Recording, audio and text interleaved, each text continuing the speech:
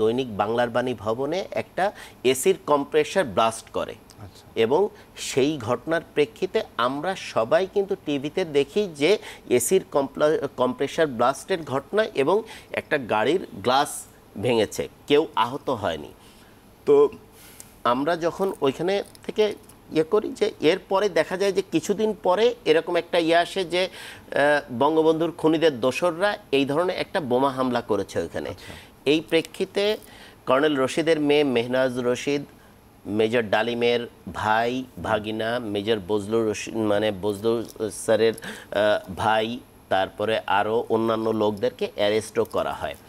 তো এরপরে যে অল অন এ সাডেন পেপারে দেখা যায় যে বলা হয় পিলখানা ঘটনার গ্রিভান্স থেকে কিছু আর্মি অফিসার এই ধরনের ঘটনা ঘটায় যে ওইখানে যে বোমা হামলা করে। তো এরপরে আমরা যারা পিলখানাতে ওইখানে 5 জন ছিলাম, আমাদের 5 জনকে ওইখান থেকে পিক করা হয় এবং এরপরে আমাদেরকে গুম করে রাখা হয়। আপনারা এক্স্যাক্টলি তখন কোথায় ছিলেন? আমরা পিলখানাতেই ছিলাম সন্ধ্যার সময়। আমি এবং ক্যাপ্টেন রাজীব আমার টুয়াইসি ছিল। আমরা আমি এবং ক্যাপ্টেন রাজীব কমান্ডো ব্যাটালিয়নের পক্ষ থেকে ওইখানে ছিলাম নিরাপত্তার দায়িত্বে। এরপরে আপনার পিলখানার ঘটনাটা হওয়ার পরে আপনার পুরা পিলখানাটার দায়িত্বে আপনার আলাদা করে আর্মিরা ছিল। এরপরে মেজর হেলাল ছিল হচ্ছে G2 অপস। এরপরে আপনার মানে ক্যাপ্টেন ফুয়াদ ছিল হচ্ছে G3 অপারেশনস। এরপরে আপনার সুবাইল ছিল হচ্ছে জেনারেল মইনুলের এডিসি। এই হচ্ছে টোটাল 5 জন যাদের কাছে আমরা আসলে টোটাল তদন্ত প্রক্রিয়ার সঙ্গে আমরা ইনক্লুডেড ছিলাম।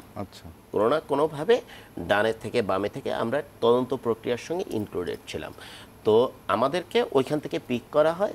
সবার প্রথমে আমাকে পিক করা হয়, আমাকে নিয়ে যে আপনার 8 দিন আয়নাঘরেও রাখা হয়, যে বর্তমান জামানার আয়নাঘর যেটা, অর্থাৎ আগের হিসাবে আমাদের হিসাবে হচ্ছে জয়েন্ট ইন্টারোগেশন সেল, সেখানে রাখা হয়। এরপরে মানে প্রায় 8 মাস আমাদেরকে রাখার পরে 5 বছর জেল দেওয়া হয় এবং নামের আগে বরখাস্ত ট্যাগটাও লেগে যায় ট্যাগ সহ মুক্তি পান এবং স্টিল নাও বরখাস্ত মেজর রেজা।